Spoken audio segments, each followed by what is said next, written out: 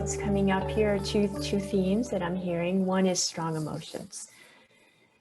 So, and these are at the root of conditioned patterns, you know, the ones that feel unfinished to us, the ones that we keep playing out, like, oh, here I am in this same situation again. If that's the case that's happening for you, the direction of the exploration is into these deeper feelings. That's what's asking for attention. You can't get out of it mentally. Yeah, you can't find your way out of it mentally.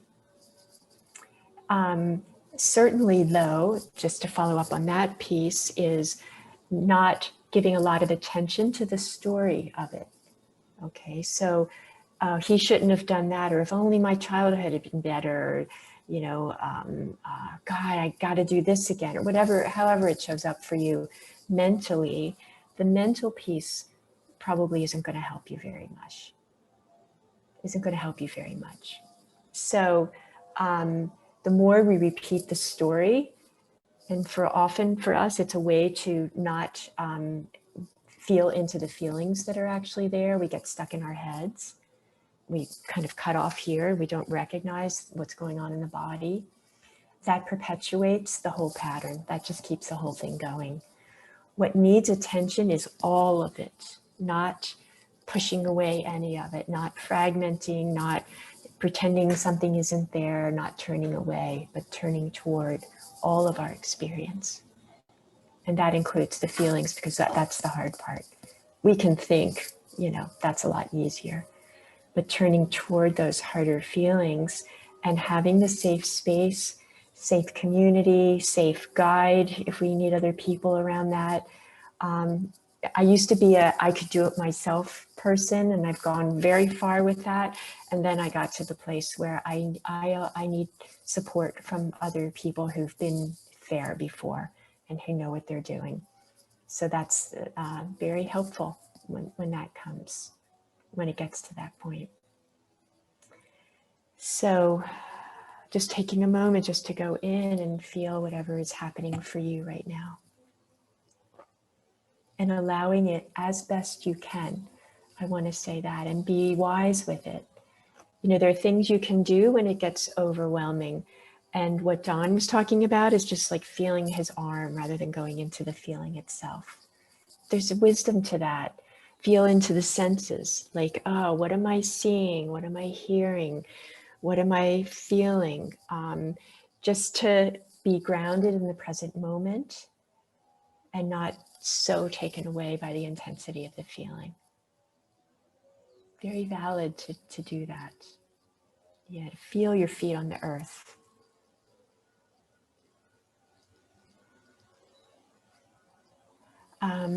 So feeling just whatever is here at the feeling level for you in the body.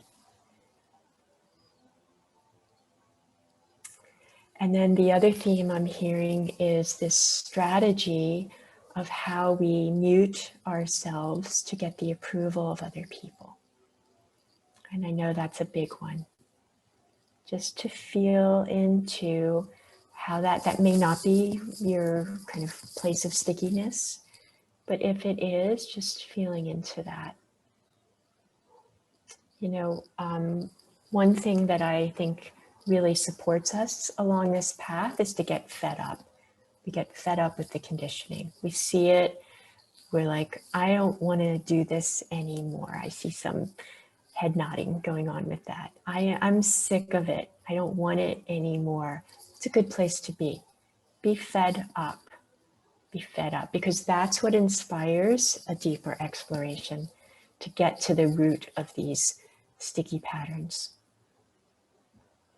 Because it takes openness. It takes a fierce and courageous openness. Like Chantal said, I'm not comfortable, but I'm going to do it anyway. When I asked her to feel that into that rage she was feeling. I'm not comfortable, but I'm going to do it anyway. And what's the I'm going to do it anyway is like, I want to be free. There's a fierceness in that. I'm sick of it. I don't want this to be the way anymore. I don't want to minimize myself or squelch myself or make myself small. And then that offers the possibility of stepping into our full, alive, fresh, open selves. So we can be in the flow of what's happening. Somebody at the beginning, I forget who it was, mentioned trust. Yes, a big yes to trust. We learn to, oh, I know who it was Dennis. We learn to trust life, which is what you mentioned. We sometimes learn when we're young that the world isn't safe. If you've been bullied as a kid, or all kinds of things can happen that would make us come away with the conclusion that the world isn't safe. And the world isn't always safe. And there's a reality to that. But what is safe, what we can lean into, is our own clarity and our own wholeness and our own ability to be resilient and to handle our feelings. To be that consciousness. It's not in the personal self. The personal self can't handle everything, but consciousness can handle everything, because it is the source of everything.